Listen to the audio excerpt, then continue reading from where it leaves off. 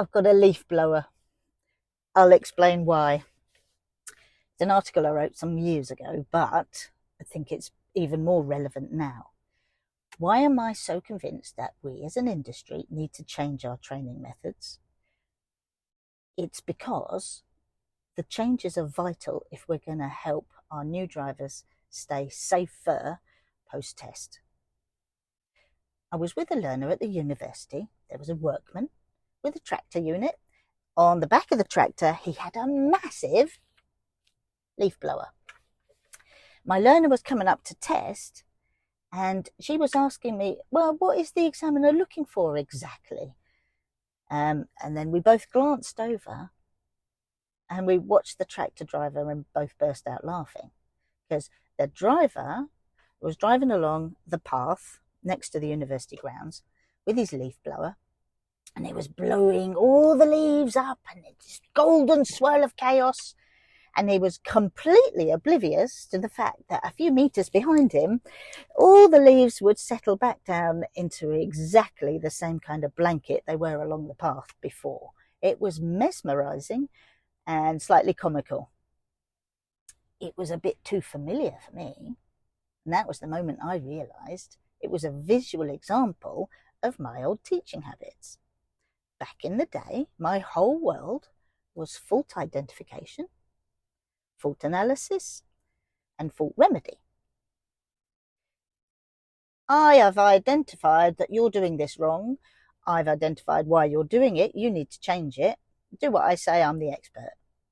It works to a certain extent, but I won't pretend it felt good.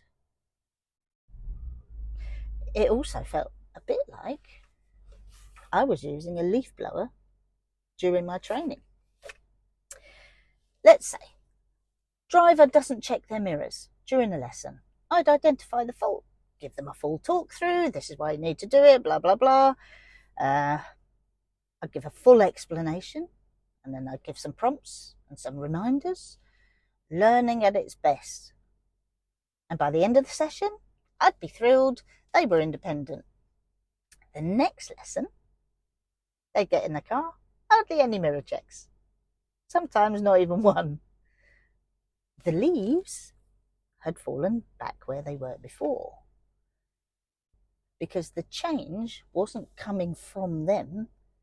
The change was powered by me, externally manufactured. And that external learning looks impressive, but it doesn't stick. The driver holds the key to every single behavioural change they make. I just hadn't learned how to unlock that yet. And that's why I moved, and I could see why my changes were working. Coaching and client-centered learning, when it's done well, unlocks those real behavioural changes in your drivers. And honestly, it transformed everything for me. My approach, my career path changed drastically because of my changes and my new way of working. And it changes the way I work with everybody I interact with, to be honest.